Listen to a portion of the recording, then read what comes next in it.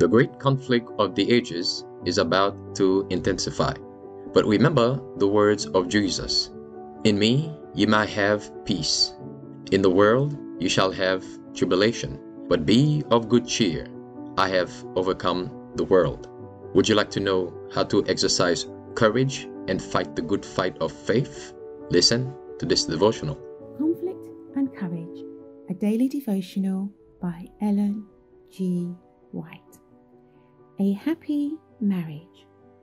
The Lord God of heaven, which took me from my father's house, and from the land of my kindred, and which spake unto me, and that sware unto me, saying, Unto thy seed will I give this land.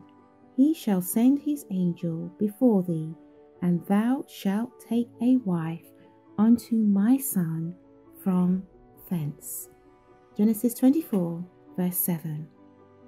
Isaac was highly honored by God in being made inheritor of the promises through which the world was to be blessed.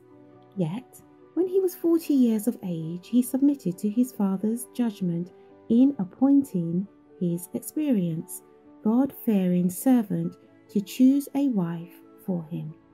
And the result of that marriage, as presented in the scriptures, is a tender and beautiful picture of domestic happiness. Isaac brought her into his mother's Sarah's tent, and took Rebekah, and she became his wife. And he loved her, and Isaac was comforted after his mother's death.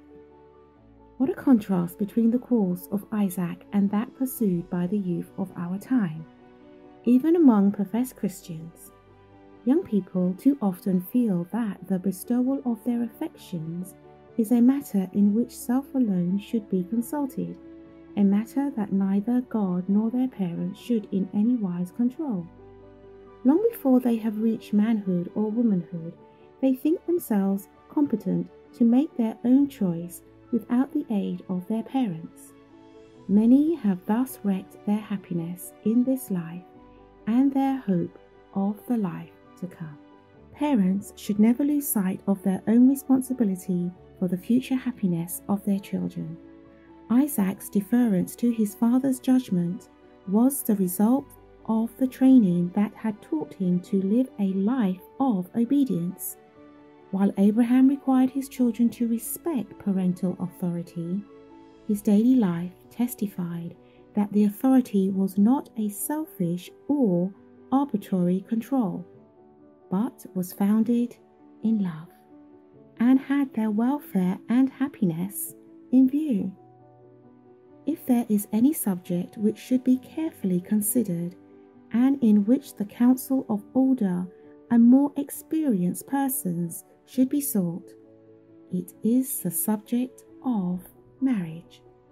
If ever the Bible was needed as a counselor, if ever divine guidance should be sought in prayer, it is before taking a step that binds persons together for life.